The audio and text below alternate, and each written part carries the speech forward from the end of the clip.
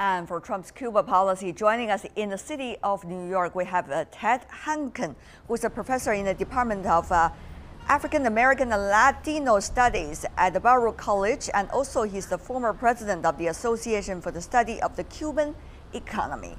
In Havana, Cuba, we invited Carlos Alzugaray, who is a professor of international relations at the University of Havana. He is also the former Cuban ambassador to Brussels. Welcome, gentlemen, to our program. How much change, Professor Henken, from the U.S. side do you expect that President Trump likely to announce later today, your time on Friday? My expectation, actually, surprisingly, for many, is that the change is not going to be as wholesale or as a complete 180-degree reversal as many people had expected or even feared.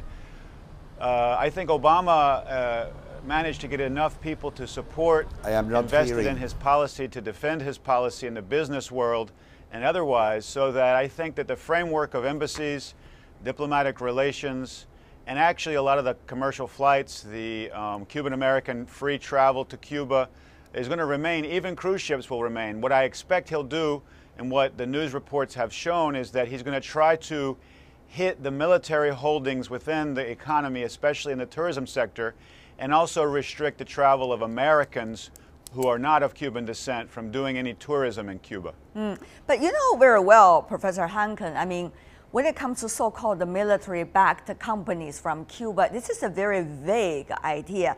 I mean, Cuba is a socialist economy, and therefore many of their companies are actually state-owned or partially state-owned, has some ties with the military, minor or major. So you never know, and therefore it could be a very flexible terminology. Will that hurt Cuban economies, or actually it is only one of those political terms President Trump wants to use in order to show he's different? I agree. I think he's trying to look and act tough, and we'll see him talk today, and I'm sure that he will gesticulate like he does and claim that he has the support of all Cuban Americans, which he doesn't. But I think that what's going to be really hard in practice, and I think even impossible in practice, is to keep this strike against the Cuban economy controlled by the government from harming everyday Cubans, especially the new entrepreneurial class, because as you very well said, the economy in practice is intertwined. The state sector and the private sector that's growing is really intertwined, and someone on the street in Cuba, a tourist, is not going to know exactly who owns or who runs or controls the entity. The United States government is going to try to publish a list, but that's going to be really, I think, cumbersome and clumsy. Professor Alzugaray, do you think Cubans are ready for this? I mean, of course, a new president come up, want to be different, particularly want to be different from the previous president, particularly for a president like Donald Trump. Well, this is not the first time. When President Reagan replaced President Carter, he did exactly the same thing, even worse. President Carter had opened travel to Cuba, and President Reagan prohibited it. In the change between President Bush and President Clinton, the same thing. Between President Clinton and President Bush, the same thing. So it's like a roller coaster. We go up and then we go down.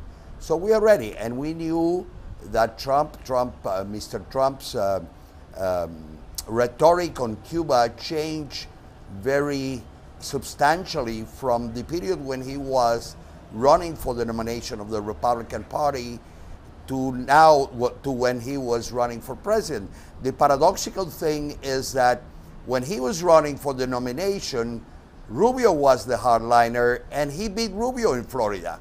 So this doesn't seem to be, from the standpoint of domestic politics in the United States, doesn't seem to be a good deal for Mr. Trump, because he's taking the hardline position, or not completely the hardline position, of Marco Rubio, who he defeated in Florida. But you know, and now Professor, in Cuba, we are ready. Professor Alzugaray, we have to be frank here. I mean, President Trump, when he was a candidate, he was never favored by the Latino voters. It was used to be the one that's called the Hillary Clinton that has been being, according to the surveys, loved by Latino voters. So what would this further policy coming from the president now, not candidate, mean for Latino voters? Don't forget, there is the midterm election. Listen, he didn't win Florida because of the Latino or the Cuban American vote. He won Florida because of the white American vote. So this is what I'm saying basically from the standpoint of American domestic politics. It doesn't give him any advantage to support a hardline policy because most Cuban Americans, as your report demonstrated, are now favorable to normal relations with Cuba. So he's not going to win any votes with this move. From the standpoint of domestic politics, from the standpoint of international relations, you know, most of the world applauded President Obama, including many of the Latin American countries.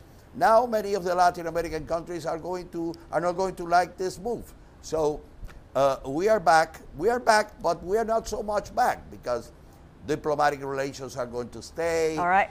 For example, these guys, Marco Rubio, were demanding limiting the travel of Cuban Americans to Cuba and the remittances, and that didn't happen. So it's not that bad. Okay, Professor Henken, though, Cuban Americans inside the United States, as we know, are pretty much divided when it comes to whether to have a closer relationship with Cuba due to different reasons they came to the United States or their families originally came to the United States. So what do you think about Professor Alzugaray's early arguments that, you know, maybe the Cuban Americans going to push for this, push for better? Well, unfortunately, I cannot hear anything that Carlos is saying for some reason in the audio. But I can imagine that, I mean, there's a division, and I think the division is generally one of generations. The youngest people in Cuban Americans tend to support free travel, tend to be against the embargo, and tend to support the opening. And even some of the old hardliners have changed stripes because the ability to affect change in Cuba, to have a people-to-people relationship, to support relatives, to support new businesses, is something that many people have longed to do for many years and is now possible under the previous administration's changes. And one of the things I think that was strategic about Trump's policy, and we'll see today if this is true, is that he's going to not touch the ability of Cuban Americans to travel to the island and to send remittances to the island. And so I think that that is something that Obama should be credited with because he's established a new normal.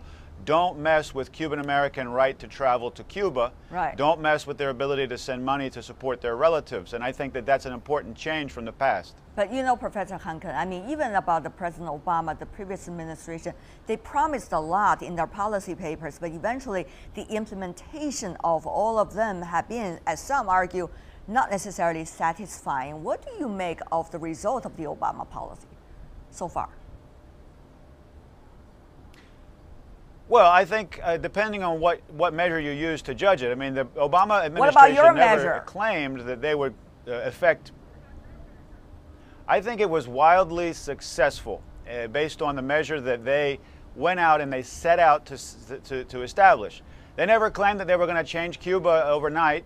What they wanted to do is remove the United States from the equation and let Cubans and the Cuban people and the relationship between the Cuban government and the Cuban people be the one that determined Cuba's future, not an external actor by like the United States, but also the United States could be a positive element in helping to empower small businesses and helping Cubans get access to telecommunications, to information, so that they could be part of the modern world. And I think in all of those areas, it has been successful. I think the only area that you could say has been unsuccessful in the short term is that the numbers of business deals, the numbers of deals, especially with the private sector, have been minimal.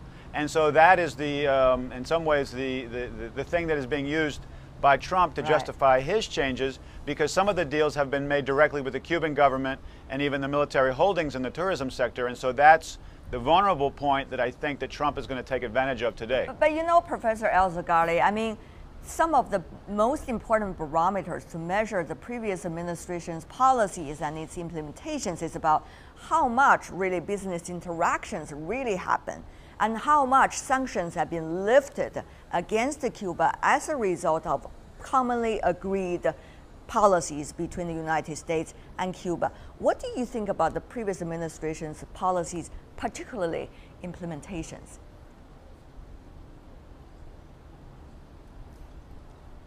I think that implementation was difficult because of a number of reasons. You know, you cannot eliminate overnight 50 years of the most encompassing economic sanctions that the world has ever seen. Take the case of credit cards. The Treasury Department announced in 2015 that Americans would be able to use their credit cards in Cuba, but the banks refused to do it because they said it's too much risk. We don't know what's going to happen. So obviously that's part of the problem. But having said that, I think first Obama took a major step by first publicly recognizing the policy had failed. Most American politicians know that the policy of trying to pressure Cuba, to pressure the Cuban people to overthrow their government, which is what these policies are about, didn't work. Not only that, it didn't isolate Cuba. Cuba became a significant actor in the international scene. So the policy failed. Now, Obama did something that was politically costly, which is to change a policy that apparently was written on stone. Having done that, he went ahead to say, we're going to normalize relations, accepting normalization of relations, which is so simple for any kind of couple of neighbors, but for Cuba and the United States, it's quite complicated. I see. Now, he was tied. His hands were tied by Congress. He couldn't do much more than he did, but what he did had an impact in Cuba, right? A very positive impact economically in Cuba. Though from the political standpoint, there might be some discussion, but it had an economic impact and supported the reform process that the Cuban government is carrying out. I see. Professor Henken, before we go, I do want to pose this question to you as well. Cuban policy does not exist in the U.S. foreign policy book as a very separate page, but rather it is also linked with the U.S. policy in its quote-unquote backyard, namely South America, Latino America, the Caribbean area. So what do you think this time the change or the possible change, or at least the air of talking about possible change, mean for the U.S. policy in the region? And how do you think the rest of the region will look at Washington now? Professor Henken. Well, judging from the fact that the region embraced and celebrated Barack Obama's policy, any reversal of that policy and the region's criticism of the embargo traditionally will be met with great consternation and condemnation throughout the hemisphere. The United States is again going it alone, just like it did when it pulled out of the Paris climate change agreement. And here it's going to be going it alone. It's also going to make the measures that Trump is going to try to implement much, much less effective, because the United States is going to be the only country in the world that's going to be implementing them. And the arguments about human rights and democracy are going to fall on deaf ears around the hemisphere, because Trump has had no problem cozying up and having a positive relationship with repressive regimes in the Philippines, Russia, and we have a positive relationship with the country of China, and Trump has had a meeting already with the president of China. But on the other hand, he's attacking Cuba and trying to isolate and cut off its economy. It's not going to make sense to people in Latin America, and they're going to see it really as pandering to the Cuban American hardliners, not as really any good policy for international relations toward a foreign country. All right. Ted Henken, Carlos Alzugaray, gentlemen, thank you.